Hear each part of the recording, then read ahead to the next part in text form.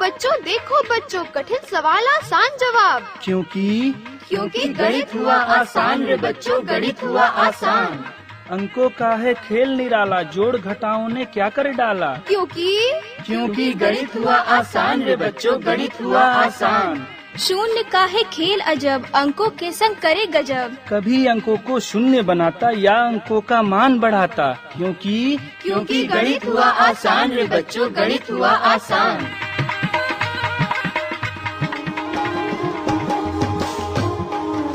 अलवर की आवाज 90.8 FM पर मैं हूं आपके साथ, आपका दोस्त बसंत।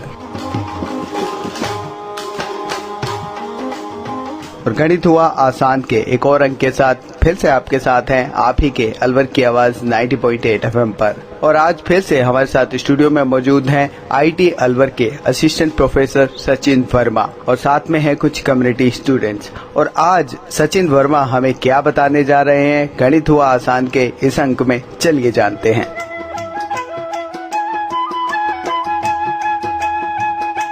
नमस्कार बच्चों। नमस्कार सर। बच्चों, मैं Sachin Kumar Verma, assistant professor in IIT engineering college, department of mathematics. बच्चों, अलवर की आवाज के इस मंच पर और गणित हुआ आसान के इस अंक में मैं आज आपके साथ एक बार फिर जुड़ रहा हूँ एक नए टॉपिक के साथ, जिसका नाम है व्रत। ठीक है बच्चों? जी सर। इंग्लिश में कहा जाता है सर्किल। जी सर। लेकिन उसको जानने से पहले मैं जानना चाहूंगा आप लोगों के बारे में। आप लोग अपने बारे में थोड़ा थोड़ा मुझे सब लोग इंट्रोडक्शन दें। अपने बारे में बताएं बच्चों। मेरा नाम नीरज कुमार उपाध्याय है सर। सर मेरा नाम अमित मिश्रा है। मेरा नाम मोहम्मद सरफराज है।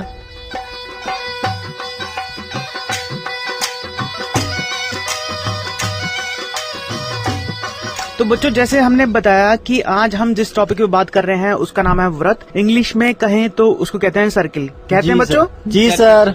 जी सर। तो सबसे पहले मैं ये जानना चाहूंगा, एक्सप्लेन करने से पहले आप लोग क्या जानते हैं व्रत के बारे में, कैसे डिफाइन करेंगे, कैसे उसकी परिभाषा देंगे एक सर्किल या व्रत के बारे में। सर गोल गोल पुड़ी को सर वृत्त कहते हैं सर। ये कह रहे हैं कि गोल गोल जो पूड़ी होती है उसको व्रत कहते हैं, ऐसे डेफिनेशन देंगे? नहीं सर। चलिए आप बताएं मुझे। जो भी गोलाकार पथ बनता है, जैसे कि रिंग होता है सर, जैसे साइकिल का पहिया होता है, मतलब उस तरह का जो आकृति बनती है उसको हम सर व्रत कहते हैं। ये तो बच्चों आप मुझे एग्जाम्पल बता रहे हैं मुझे कि ऐसी आकृति को व्रत कहते हैं। ठीक है, आप ये लोग बता रहे हैं मुझे।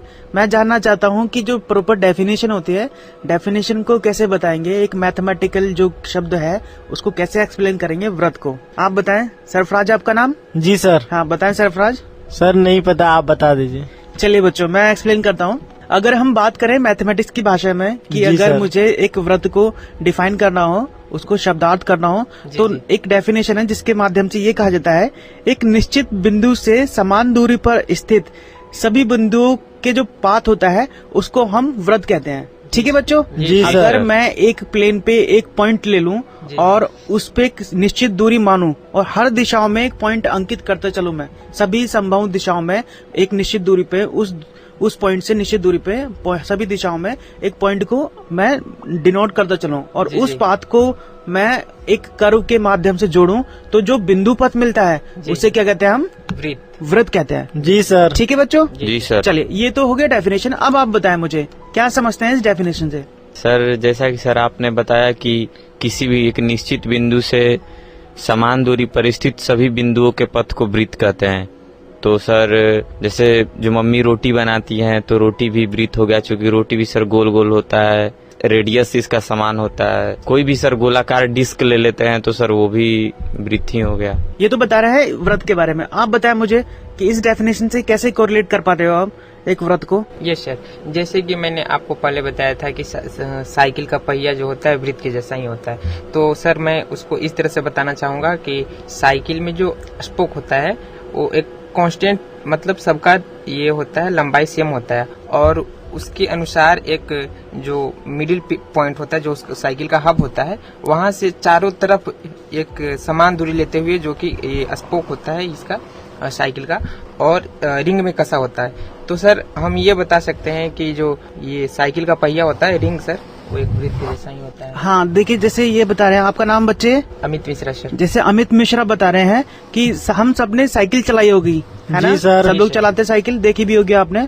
तो जो साइकिल का पहिया है उसका जो रिम होता है उसमें स्पोक लगे होते हैं, देखा आपने? जी एक सर। सेंटर पॉइंट होता है और उस पे स्पोक कसे होते हैं, ठीक है। और वो आपने देखेंगे वो जो तीलियां होती हैं वो हर दिशाओं में समान डिस्टेंस पे होती हैं। जैसे मैंने डेफिनेशन बताया कि एक निश्चित बिंदु मतलब कोई सेंटर पॉइंट है, वहाँ पे एक बिंदु मान लिया मैंने, ठीक है। और निश्चित दूरी की बात कर रहे हैं, निश्चित दूरी का मतलब जो स्पोक है उन स्पोक्स की लंबाई क्या है, समान है। अब मैंने क्या किया कि वो जो स्पोक्स है उसके हर दिशाओं में जितनी भी प्रत्येक दिशाएं संभव हो सकती है उन हर दिशाओं में पॉइंट अंकित करने चालू कर दिए। उन पॉइंटों को अगर मैं मिलाता हूँ तो वो क्या बन जाता है आपका वृत्त। जैसे कि आपका टायर होता है, आई मीन जो पहिया होता है उसके स्पोक्स को मैं सारे एक दिशा मिलाऊं सबको, तो एक वृत्ताकार साइकिल बनना चालू हो जाता है, एक पाथ बनना चालू हो जाता है जिसे कर्व कह रहे हैं, और उस कर्व को हम कहते हैं सर्किल, वृत्त। ठीक है बच्चों? जी चलिए, सर। ये तो हो गया डेफिनेशन के बारे में कि हमारा सर्किल का मतलब क्या हो गया मैथ्स की भाषा में, गणित की भाषा में सर्किल का मतलब क्या हो गया।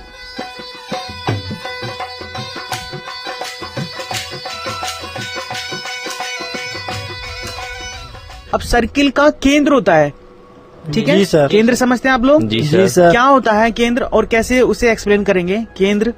सर जैसे कि सर आप वृत्त का जो निश्चित बिंदु बताएं कि किसी निश्चित बिंदु से समान दूरी पर स्थित सभी बिंदुओं के पथ को वृत्त कहते हैं, तो सर जो वो निश्चित बिंदु होता है सर उसी को उस वृत्त का केंद्र बोलते हैं सर। ठीक है केंद्र बच्चों? कहते हैं। जी सर। सरफराज सहमत जी है इस सर। बात से? बिल्कुल सर। जैसे कि बता रहे हैं हम निश्चित बिंदु की बात कर रहे हैं और उससे समान दूरी पर स्थित सभी जो एलिमेंट है उनकी डिस्टेंस बराबर होती है, ऐसी होता सर। है। तो जो केंद्र है जिससे सारी दूरियां सर्किल की सारे बिंदु समान दूरी पे स्थित हो रहे हैं, तो वो जो सेंटर पॉइंट है उसी को हम क्या कह रहे हैं, केंद्र कहा जाता है, ठीक है।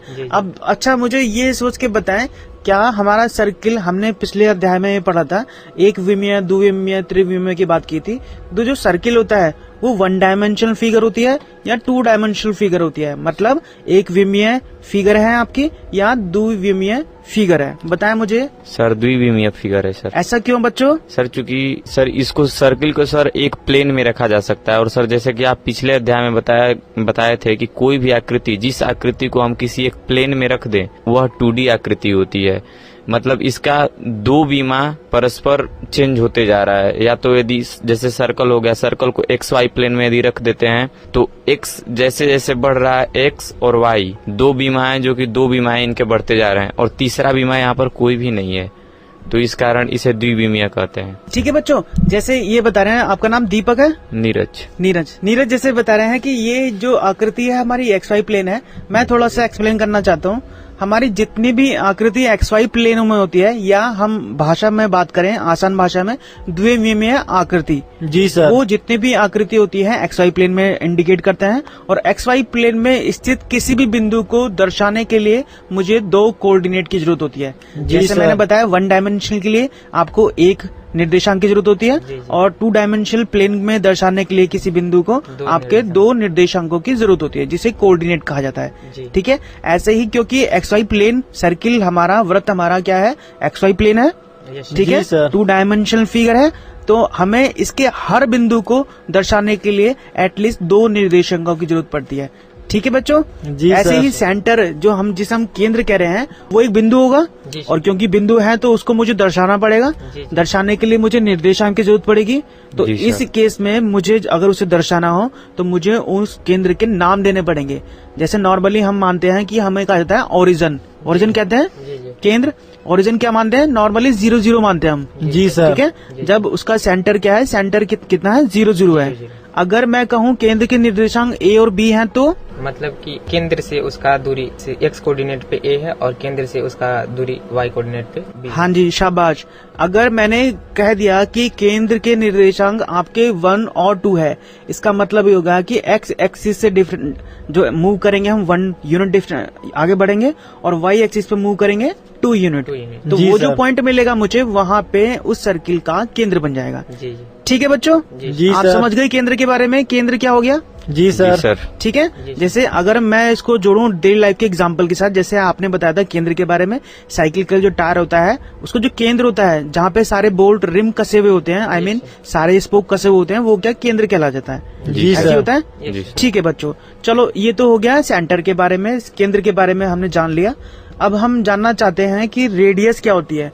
एक रेडियस नाम का शब्द वृत्त में जुड़ता है, जिससे में हिंदी में क्या कहते हैं बच्चों? त्रिज्या। त्रिज्या कहते हैं जी या सर। और कुछ कहते हैं, बताओ मुझे। नहीं सर, त्रिज्या। त्रिज्या ही बोलते हैं। जी सर। सब लोग सहमत है इस बात से? जी सर। तो त्रिज्या को हम कैसे डिफाइन करेंगे इस भाषा में? वृत्त के जो सर्किल है उसमें हम त्रिज्या को कैसे डिफाइन करेंगे, उस शब्द का मतलब कैसे निकालेंगे, थोड़ा सा बताएं, फिर मैं एक्सप्लेन। सर, केंद्र से जो निश्चित दूरी हमारे जो गोलाकार पथ होती है, यानी कि केंद्र से जो निश्चित दूरी बनाई जाती है, उसी को ही सर त्रिज्या बोलते हैं।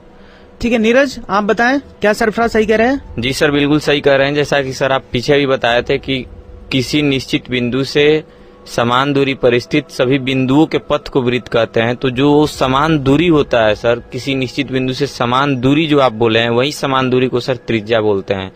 मीन्स सेंटर पॉइंट से, सेंटर से उस वृत्त के बाहरी जो, जैसे जो वृत्ताकार पथ है, किसी सेंटर पॉइंट से उस पथ को छूती हुई एक नॉर्मल रेखा को ही त्रिज्या कहते हैं सर। आप बताएं बेटा। सर जैसा कि इन्होंने बताया कि एक जो सर्किल बनता है, सर्किल में एक केंद्र होता है जिसे सेंटर बोला जाता है इंग्लिश में। तो वहाँ से जो सर्किल का जो ये गोलाकार पाथ बनता है, वहाँ तक जो लाइन टच करती है, जो दूसरे मतलब सेंटर से उस गोलाकार पाथ तक पहुंचने वाली जो लाइन होती है, कांस्टेंट डिस्टेंस, उसी को सर हम त्रिज्या बोलते हैं, रेडियस। ठीक है बच्चों, जैसे हमने डेफिनेशन में बताया था, एक निश्चित बिंदु से समान दूरी पर, समान दूरी हमने यूज किया था, उस शब्द का नाम समान दूरी यूज किया था हमने। तो वो जो समान दूरी है वो कुछ नहीं है, हम उसको रेडियस की बात कर रहे हैं, उसी को त्रिज्या की बात कर रहे हैं। अगर नॉर्मली हमने जैसे बताया है, हम एग्जांपल ले रहे हैं बार बार रिम का, जो साइकिल का टायर होता है। अगर जो साइकिल का जो टायर होता है, उसके हर परिधि जो उसका आउटर वृत्ताकार पथ होता है, जो पाथ है उसका, उसके पॉइंट पे अगर कोई पॉइंट मान ले, हम उस पाथ पे पॉइंट मान ले और उसको केंद्र से मिलाएं। जब हम उसके वृत्ताकार पथ पे कोई पॉइंट लेंगे और उसको केंद्र से मिलाएंगे, वो डिस्टेंस, वो दूरी हमेशा बराबर आएगी।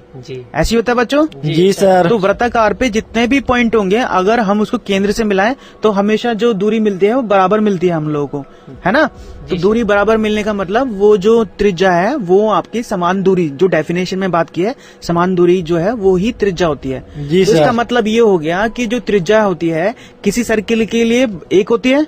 जी सर। एक ही होती है ना? जी सर। मतलब केंद्र से परिधि तक की जो डिस्टेंस होती है वो हमेशा कॉमन होगी, एक ही होगी। जी सर। सहमत है इस बात से बच्चों? जी सर। चलिए, ये तो हो गया परिधि के बारे में, आई मीन त्रिज्या के बारे में, जिसे इंग्लिश में कहा जाता है रेडियस। ठीक है, अब मुझे सोच के बताएं कि अगर मैंने इसको रेडियस कहा है और रेडियस को मैं त्रिज्या कह रहा हूँ और त्रिज्या को मैं समान दूरी भी कह रहा हूँ, तो दूरी का मतलब तो ये हो गया कि मैं डिस्टेंस की बात कर रहा हूँ। जी सर। है ना? जी सर। अगर मुझे रेडियस निकालनी हो तो कैसे निकाली जाएगी? अगर मुझे सपोज करो मुझे 2 पॉइंट दिए हुए हैं, x1 y1, मुझे 2 पॉइंट दिए हैं और 1 पॉइंट दिया है x2 y2 दिया हुआ है। ठीक है, 1 पॉइंट a बोल रहा हूँ मैं, जिसको x1 y1 बोल रहा हूँ मैं, 1 पॉइंट और दे दिया है जिसको मैं b बोल रहा हूँ, उसके निर्देशांक क्या है, x2 और y2 है। तो इस केस में तो मुझे डिस्टेंस मिल जानी चाहिए। जी सर। अगर मुझे रेडियस निकालनी हो तो मुझे क्या करना पड़ेगा, इनके बीच का डिस्टेंस निकालना पड़ेगा। अब डिस्टेंस निकालने का फॉर्मूला होता है एक दूरी का। जी सर। जानते हैं उसके बारे में? जी सर। दो बिंदुओं से जाने वाली रेखा का समीकरण कैसे निकालते हैं बच्चों?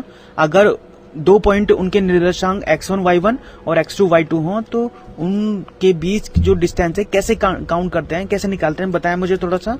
सर, उसके बीच का डिस्टेंस का एक फॉर्मूला होता है। जैसे आपने बताया कि एक हमारा निर्देशांक बिंदु है x1 y1 और दूसरा हमारा निर्देशांक बिंदु है x2 y2।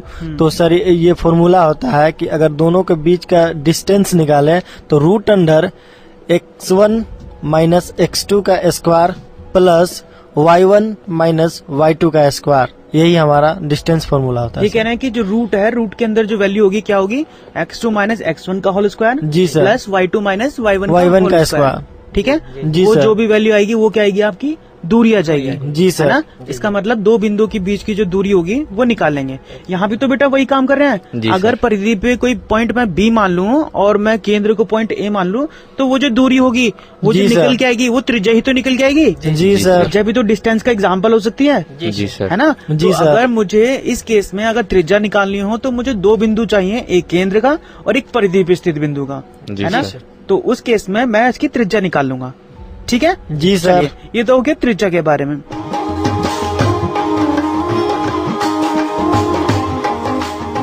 एक शब्द और होता है व्रत के बारे में जिसे हम कहते हैं व्यास।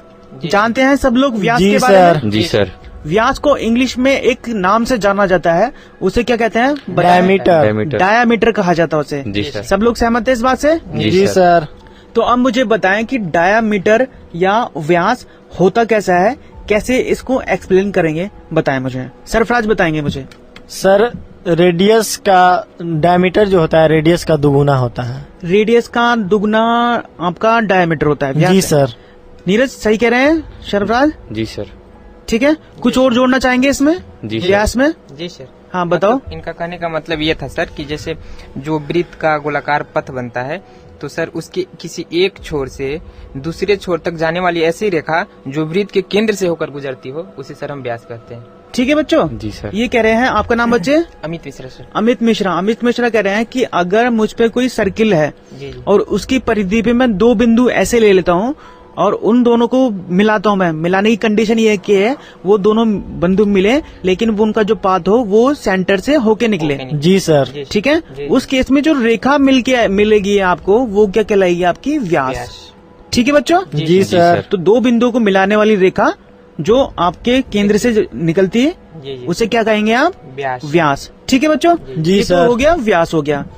ठीक है, अब क्योंकि ये व्यास है तो मैं इसके, ये भी डिस्टेंस हो गया आपके, जी सर। जी है ना? सर। तो इसको भी निकाल सकता हूँ मैं। जी जी। अगर किसी परिधि पे मैं दो बिंदु ए और बी मान लूं और उसके मुझे निर्देशांक पता हो तो मैं उसका डिस्टेंस भी निकाल सकता हूँ। जी सर। ठीक है, चलिए ये तो बात हो गई इसकी कि व्यास होता क्या है। अब जैसे अभी एक बच्चे ने मुझे बताया था कि व्यास और त्रिज्या में एक रिलेशन होता है ना? होता है बच्चों? जी उस सर। रिलेशन के बारे में क्या कहा जा सकता है? त्रिज्या और व्यास में रिलेशन कैसे होगा, बताएं मुझे। आप लोग सब जानते हैं, Yes, बताएं। सर व्यास जो होता है सर त्रिज्या का सर दोगुना होता है सर। ठीक है, सरफराज सही कह रहे हैं? जी सर। हाँ, जैसे इन बच्चे ने बताया, नीरज ने, शाबाश नीरज, उन्होंने बताया कि जो व्यास होता है वो त्रिज्या का दोगुना होता है, 2 टाइम्स मल्टीपल होता है त्रिज्या त्रिज्या का। या दूसरी भाषा में बात करें कि त्रिज्या जो होती है व्यास की क्या होती है? आधी आधी होती आधी है, होती है ना? Yes sir. तो ये हमने जाना व्यास के बारे में।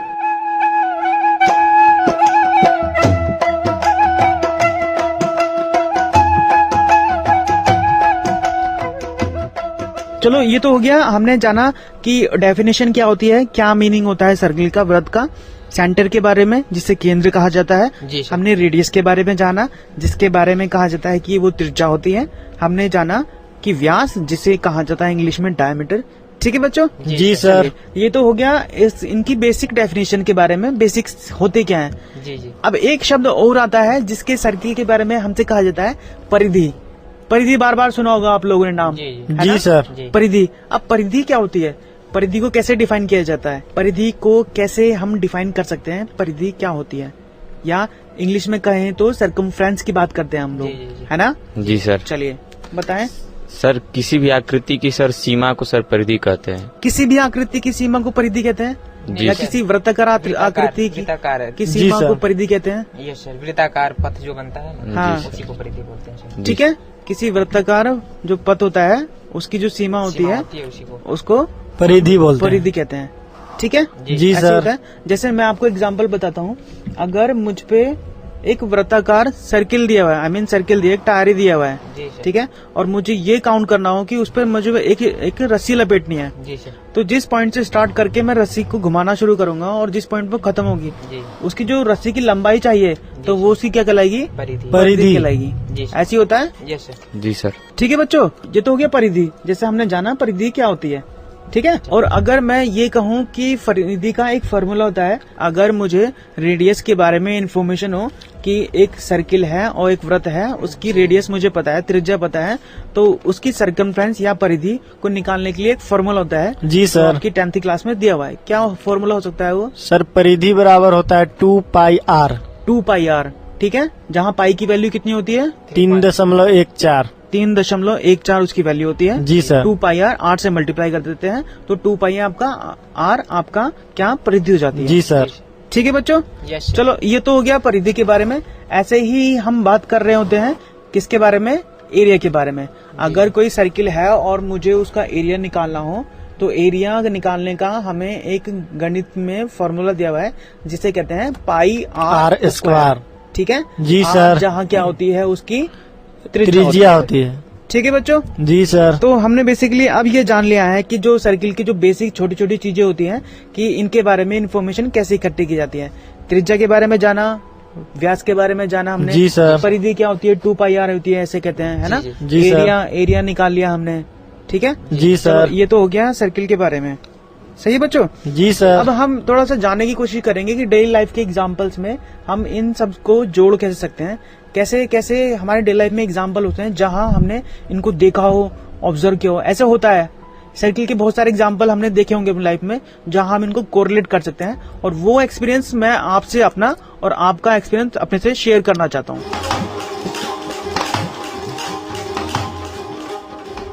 मुझे कोई एग्जाम्पल बताएं जहां आप डेली लाइफ में बहुत सारे एग्जाम्पल्स में से यूज करते हैं, देखा हो। कैसे हम एक्सप्लेन कर पाएंगे एक सर्किल को जहां आप उसको यूज कर सकते हैं, बताएं। सर कोई भी सर रोड पर जो मोस्टली जो चौराहा बनता है सर, किसी भी रोड पर जो चौराहा बनता है सर, वो वृत्ताकार पथ पर बनता है सर। वो एक वृत्त का सर उदाहरण है। ठीक है, जैसे ये बता रहे हैं, नीरज बता रहे हैं, जैसे आपने रोड क्रॉसिंग देखा होगा। जी सर। जी सर। जिसपे आई मीन जो चौराहा होता है, जो ऊपर में कोई मूर्ति वगैरह लगी रहती है, एक वृत्ताकार पथ को कवर किए हुए जो चौराहा बनाया गया रहता है। हाँ जी, चबूतरा बोल सकते हैं। हाँ, चबूतरा टाइप का है ना। तो जैसे हमने देखा होगा कि जब हम रोड पे निकलते हैं, रोड पे कई बार हमको चौराहे मिलते हैं। जी और सर। चौराहे पे कोई मूर्ति लगी होती है ना। जी सर। और उसके अगर हम देखें तो उसकी जो शेप होती है वो क्या है, वृत्ताकार होती है। जैसे कई बार नाम देते हैं, अलवर शहर में बहुत सारे सर्किल के नाम भी हो रखे हैं। हनुमान सर्किल, भगत सिंह चौराहा। सिंह चौराहा, देखा आपने। जी सर। तो वो क्या है, सर्कुलर पाथ है वो एक्चुअली। जी सर। तभी उसका नाम जो है सर्किल बोल दिया है वहाँ पे। जी सर। सब समझते हैं, हनुमान सर्किल है, भगत सिंह सर्किल है, और भी है होप सर्कस। ठीक है बच्चों। जी तो सर। बेसिकली ये क्या है, एग्जाम्पल हो गया है सर्किल का।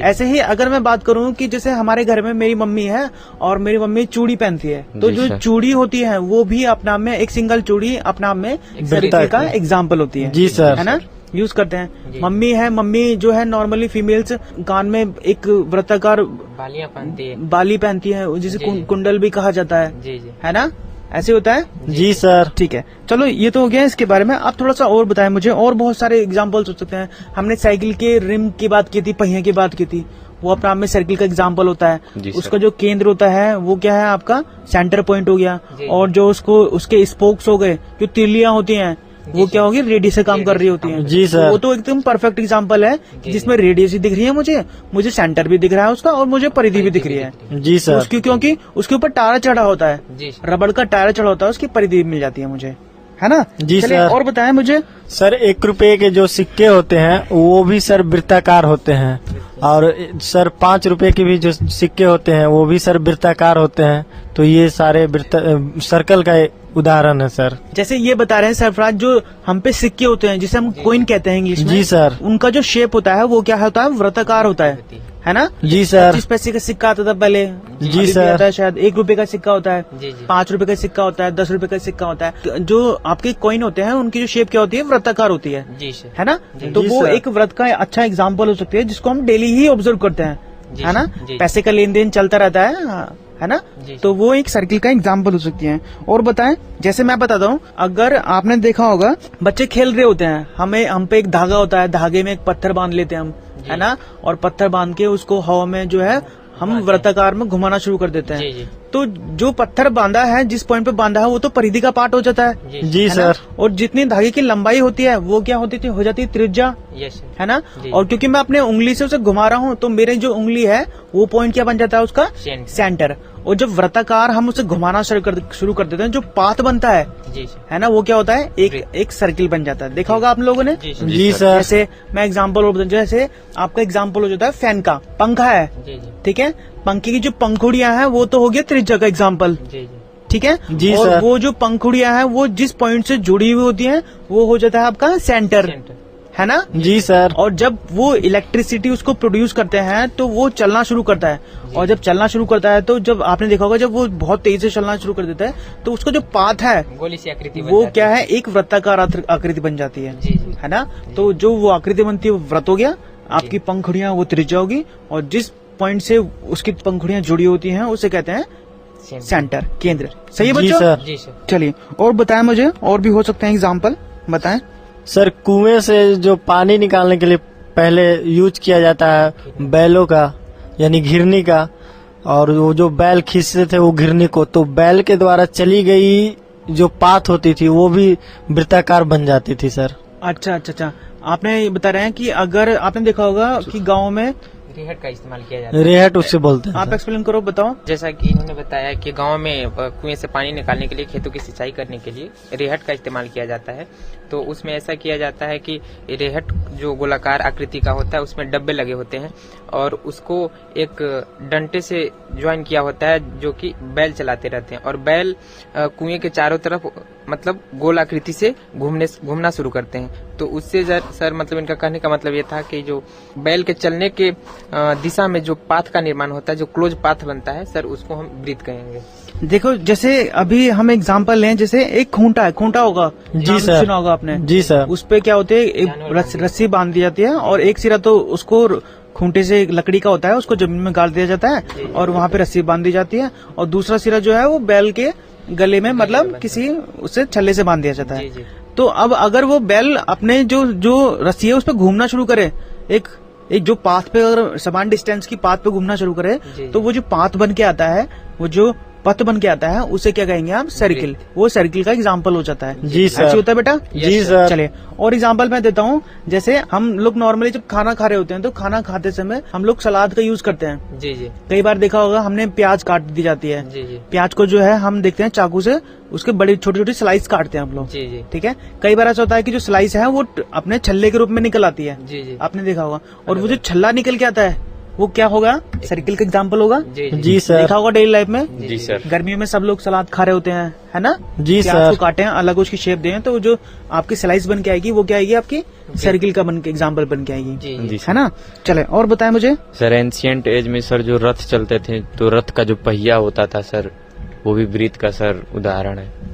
हाँ बिल्कुल बिल्कुल। देखा होगा आपने पुराने जमाने में जो योद्धा होते थे वो अपने रथ पे सवार होकर चलते, जैसे महाभारत का एग्जाम्पल लें, है ना? कौरव पांडव की लड़ाई चल रही है और उसमें जो है सब लोग अपने अपने रथ पे चढ़े हुए हैं। जी जी। है ना? देखा होगा आप लोगों ने। जी सर। रथ है कि जो पहिए होते हैं नॉर्मली साइकिल के, अभी हम साइकिल की बात कर रहे होते हैं, मोटरसाइकिल के, उस समय जो वाहन होते थे आपके रथ होते थे, तो वो जो पहिए हैं वो क्या है, सर्किल का एग्जाम्पल हो सकते हैं, है ना? जी सर। पहिया ही तो है बेसिकली। जी सर। जो पहिया होगा तो वो तो सर्किल का एग्जाम्पल बनेगा। जी कई सर। बार देखा होगा आपने भगवान श्री कृष्ण है और उनका जो सुदर्शन चक्र होता है जी वो सर। चक्र घुमा देते जी हैं, जी। और वो जो चक्र होता है वो क्या है, मात्र है तो सर्किल का एग्जाम्पल। जी जी। वृत्ताकार पथ पे मूव करता है वो जी जी। और दुश्मनों को संहार करता है। जी सर। ठीक है। तो वो जो सुदर्शन चक्र है वो चक्र है, मतलब वो आपको सर्किल की बात ही कर रहे हैं वो, जी सर। है ना? और बताएं। सर यहाँ से देखने पर सर जो सूर्य भगवान को देखते हैं या चंद्रमा भगवान को देखते हैं, जब वो एक पूरे शेप में, जैसे कि जब कोई ग्रहण नहीं लगा रहता, जब पूरा शेप में जब सूर्य भगवान या चंद्रमा भगवान होते हैं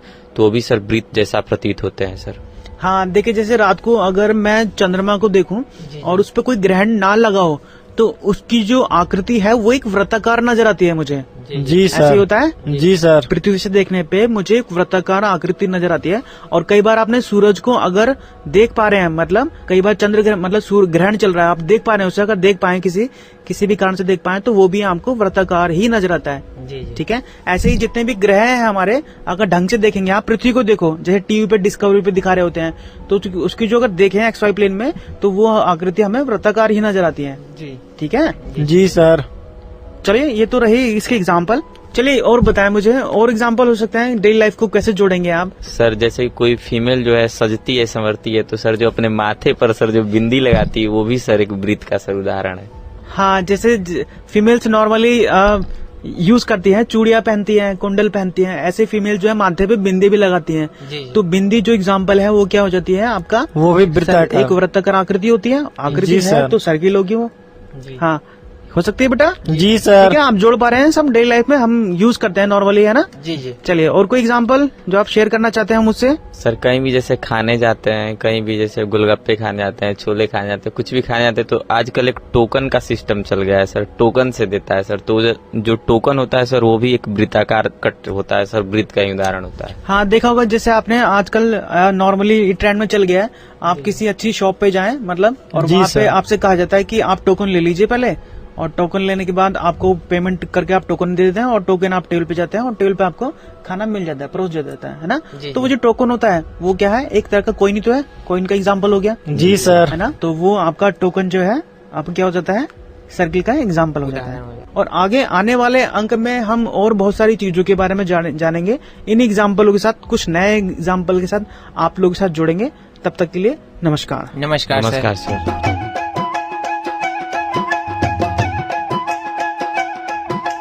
तो दोस्तों, हमें उम्मीद है कि आपको व्रत के बारे में बहुत अच्छे से जानकारी हो गई होगी। इस विषय के बारे में आपको बता रहे थे आईटी अलवर के असिस्टेंट प्रोफेसर सचिन वर्मा और साथ में थे कुछ कम्युनिटी स्टूडेंट्स। ये प्रोग्राम भारत सरकार के विज्ञान एवं प्रौद्योगिकी विभाग द्वारा प्रेरित एवं समर्थित किया गया। आपको ये प्रोग्राम कैसा लगा, आप अपने फीडबैक प्रतिक्रिया हमें दे सकते हैं। अपने फीडबैक देने के लिए हमारा पता है कम्युनिटी रेडियो अलवर की आवाज 90.8 megahertz, IT group of institutions, north extension, MIA Alwar, Rajasthan. हमारे फोन नंबर हैं 9587908908 और दूसरा नंबर है 0144512190। आप हमें मेल भी कर सकते हैं। हमारी ईमेल आईडी है radioalvar@gmail.com। और साथ ही इस प्रोग्राम को आप ऑनलाइन यानी कि इंटरनेट पर भी सुन सकते हैं। इंटरनेट पे सुनने के लिए आपको लॉगिन करना है www.i-radiolive.com पर। और साथ ही मैथमेटिक्स यानी गणित हुआ आसान के एपिसोड आप ऑनलाइन यानी कि इंटरनेट के माध्यम से एक दुनिया अनेक आवाज के वेबसाइट पर भी सुन सकते हैं। वेबसाइट है www.edaa.in। लॉगिन कीजिए और कहीं भी बैठकर ऑनलाइन आप इन मैथमेटिक्स के प्रोग्राम को सुन सकते हैं। इसी के साथ अपने दोस्त बसंत को दीजिए इजाजत। नमस्कार।